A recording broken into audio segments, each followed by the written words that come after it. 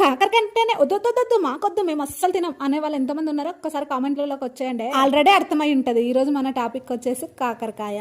కాకరకాయ అందరు చేసినట్టు చేస్తే కొత్త ఏముంటుంది, మనం కొంచెం వెరైటీగా చేస్తే అద్దరిపోలా. కాకరకాయని సింపుల్ గా టేస్టీగా అసలు చేదే లేకుండా ఎలా చేసుకోవాలో ఈ వీడియోలో అయితే చూపిస్తాను. ఇంతకు ముందు ఈ ప్రాసెస్ లో ఎప్పుడైనా చేసింటే తప్పకుండా కామెంట్ చేయండి. ఒకవేళ చేయకుంటే ఒక్కసారి ట్రై చేయండి, మీకు ఎలా కుదిరిందో కూడా కామెంట్ చేయండి. చేదు లేకుండా చేయాలంటే ఎందులో నానబెట్టాలో గంటలు టైం పడుతుందో అనే టెన్షనే లేదు. ఓన్లీ ఒక 10-15 నిమిషాలలో కూర మొత్తం రెడీ అయిపోతుంది. ఇంకా ప్రాసెస్ లోకి అయితే ఆఖరికి కాకరకాయ మీద ఉన్న తొక్కను కూడా తీసే పనే లేదనమాట. ఫస్ట్ కాకరకాయని నీట్ గా కడిగేసుకొని కట్ చేసుకోవాలి. నేను చేసినట్టుగా కాకుండా మీ ఇష్టం, అడ్డంగా కట్ చేసుకోండి, నిలువుగా కట్ చేసుకోండి, అది మీ ఇష్టం. ఇంకా స్టవ్ ఆన్ చేసేసి ఆయిల్ పోసుకొని అందులో జీలకర్ర, ఆవాలు, వట్టిమిరకాయలు, పచ్చిమిరకాయలు ఏముంటే అవి వేసుకోండి.